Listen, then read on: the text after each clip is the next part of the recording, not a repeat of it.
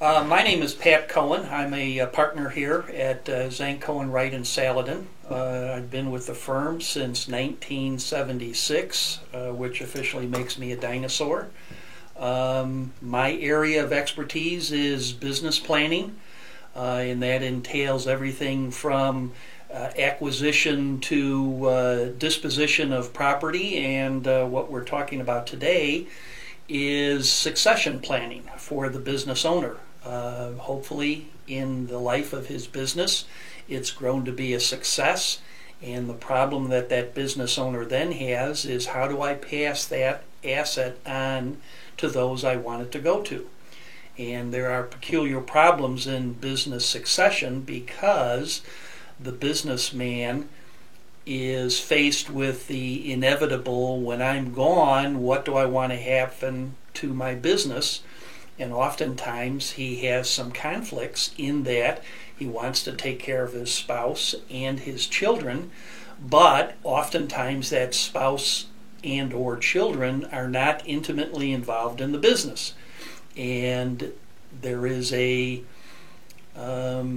difference, because if he favors the spouse and children when they know nothing of the business, that may cause the business to suffer. And likewise, most of the time that business asset is the major asset of his estate, and certainly he wants that business to thrive, and he doesn't want to have that spouse or children deprived of that major asset. And therein lies the rub when you're looking at succession planning.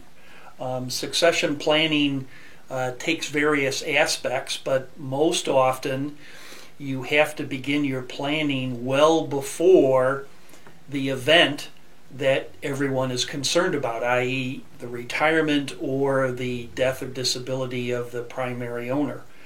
And oftentimes the major concern is finding who that successor owner is going to be, whether it's going to be employees, whether it's going to be a key partner, an individual, whether it's going to be some of the children that may in fact be working for the business, as opposed to some of the children that may not be working for the business.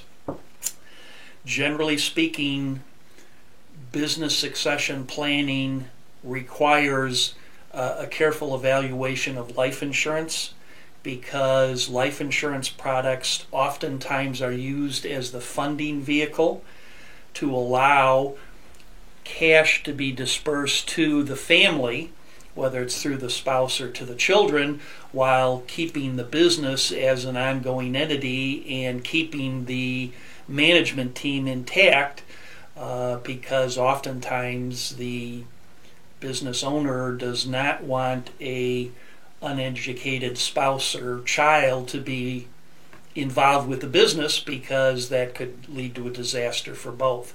So if there's a way to